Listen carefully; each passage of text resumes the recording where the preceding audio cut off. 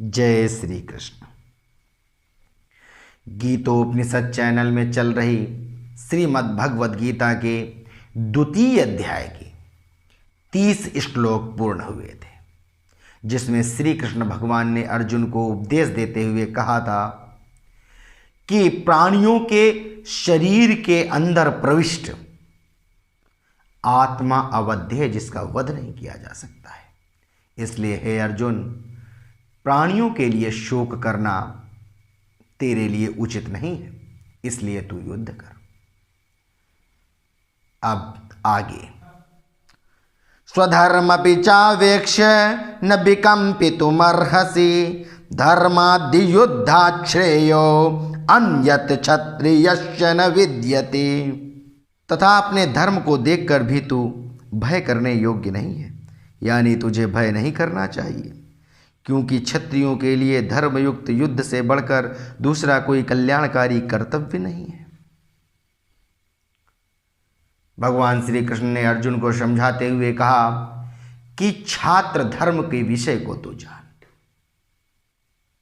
हे पार्थ, हे अर्जुन, तू भय करने योग्य नहीं, क्योंकि क्षत्रियों का धर्म नहीं है भय करना। क्षत्रियों का कार्य है युद्ध पर निडर होकर के युद्ध करना। इसलिए हे अर्जुन, अपने कर्तव्य को तू समझ और अपने कर्तव्य पर तू लग और तू धर्म युद्ध कर, क्योंकि इससे और कल्याणकारी क्षत्रिय के लिए धर्म नहीं है। यदृच्छया चोपपन्नं स्वर्गद्वारमपावृतं सुखिनः क्षत्रियाः पार्थ लभन्ते युद्धमीदृशम्। और हे पार्थ, अपने आप प्राप्त हुए और खुले हुए स्वर्ग के द्वार रूप इस प्रकार के युद्ध को भाग्यवान क्षत्रिय लोग ही पाते हैं।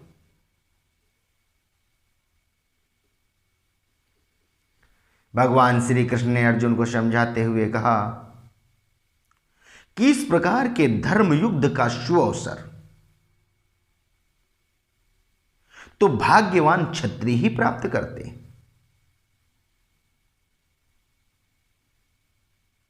एक प्रकार से मानो स्वर्ग के द्वार ही खुले हुए, ऐसा श्री कृष्ण भगवान ने अर्जुन को समझाया।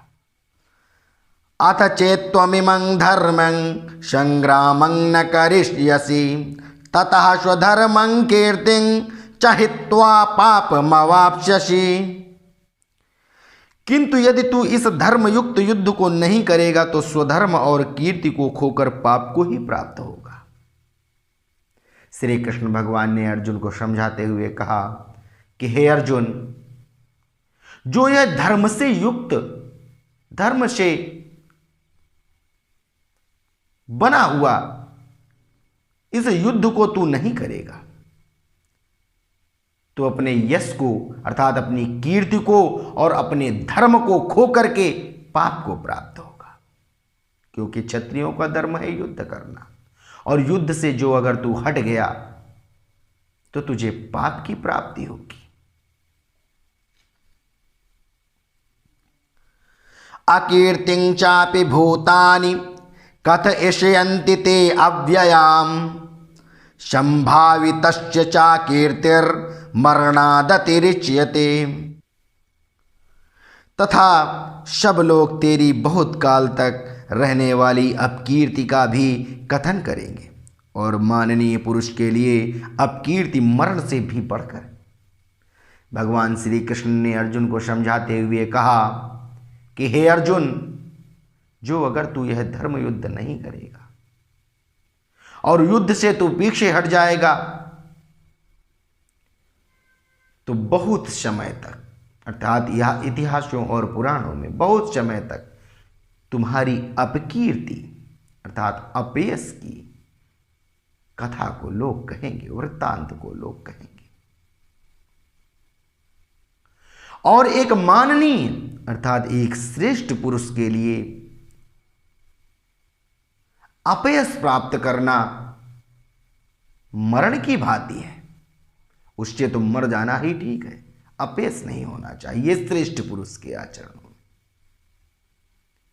ऐसा श्री कृष्ण भगवान ने अर्जुन को समझाते हुए कहा। भयादरणादुपरतं मंस्यन्ते त्वां महारथा ईशां त्वं बहुमतो भूत्वा यास्यसि लाघवम्। और जिनकी दृष्टि में तू पहले बहुत सम्मानित होकर अब लघुता को प्राप्त होगा, तुझे भय के कारण युद्ध से हटा हुआ मानेंगे। भगवान श्री कृष्ण ने अर्जुन से कहा कि हे अर्जुन, जो अगर यह तू धर्म युद्ध से हटेगा, जो तेरे वैरी लोग हैं, जो युद्ध क्षेत्र में खड़े हुए,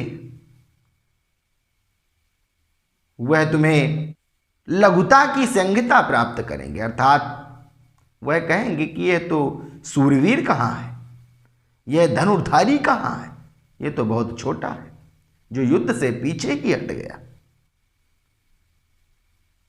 और वह सब युद्ध से हटा हुआ मानकर तेरा उपहास करेंगे कि भय के कारण धनुर्धारी अर्जुन युद्ध नहीं कर रहा। अवाच्यवादांश बहून वदिष्यन्ति तवाहिताः निन्दन्तस्तौ सामर्थ्यं ततो दुःखतरं किम्। श्री कृष्ण भगवान ने अर्जुन को समझाते हुए कहा, हे अर्जुन, जो तुम यह युद्ध नहीं करोगे तो यह बैरी लोग जो युद्ध में खड़े हुए हैं, यह तुम्हें बहुत सारे कट वचनों को बोलेंगे, जिन्हें सुनकर के तुम्हारा हृदय स्थल बहुत ही विदीर्ण होगा, जिसे सुनकर के तुम्हें दुख ही प्राप्त होगा। और इससे ज्यादा क्या दुख हो सकता है? ऐसा भगवान श्री कृष्ण ने अर्जुन को समझाते हुए कहा। हतो वा प्राप्स्यसि स्वर्गं जित्वा वा भोक्ष्यसे महीम् तस्मादुत्तिष्ठ कौन्तेय योद्धाय कृत निश्चयः। या तो तू युद्ध में मारा जाकर स्वर्ग को प्राप्त होगा अथवा संग्राम में जीतकर पृथ्वी का राज्य भोगेगा। इस कारण हे अर्जुन, तू युद्ध के लिए निश्चय करके खड़ा हो जा। भगवान श्री कृष्ण ने अर्जुन से कहा कि अगर तू युद्ध करेगा और युद्ध पे मारा भी जाता है तो स्वर्ग को प्राप्त होगा, और अगर संग्राम अर्थात युद्ध में तू जीतता है तो पृथ्वी के राज्य भोग को भोगेगा। और अगर यह नहीं युद्ध करेगा तो तू पाप को प्राप्त होगा, तुझे पाप लगेगा और पाप तेरे अंदर प्रवृत्त हो जाएगा। इसलिए हे अर्जुन, तू युद्ध कर और युद्ध करने के लिए निश्चित रूप से खड़ा हो जा।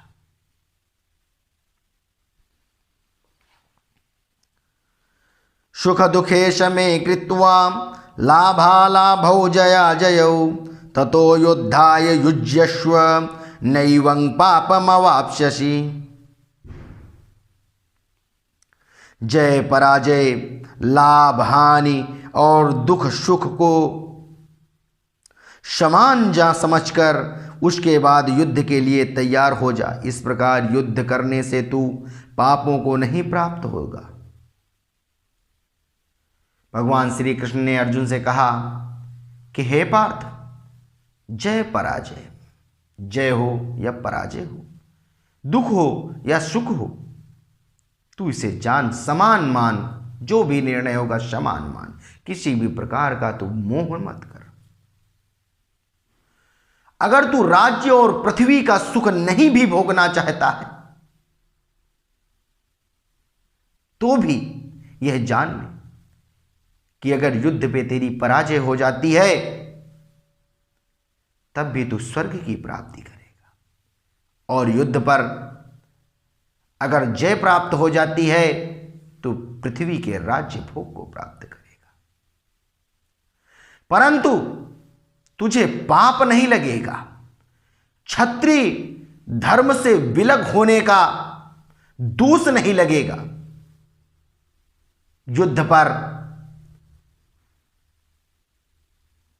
युद्ध न करने का अपयश तुझे प्राप्त नहीं होगा।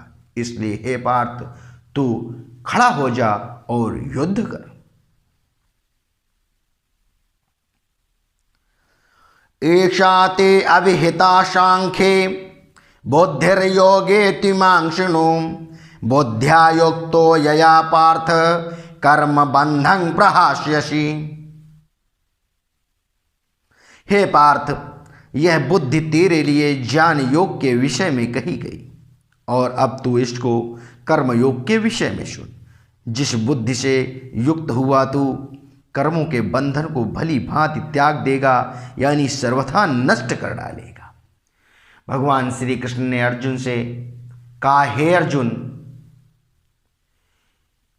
यह तुम्हारी बुद्धि को ज्ञान योग के माध्यम से जानने हेतु हमने कहा। अब हम आगे तुम्हें कर्म योग से यह बताता हूं, कर्म योग से तुम्हें ज्ञान देता हूं, जिससे कि तुम कर्म बंधनों से मुक्त हो जाओगे और मुक्त होकर के युद्ध के लिए तुम खड़े हो जाओगे। और इस प्रकार सभी प्रकार के मोह बंधनों से तुम मुक्त होकर युद्ध करने के लिए तैयार हो जाओगे। नष्ट कर डालोगे ये सब मन के भ्रमों को।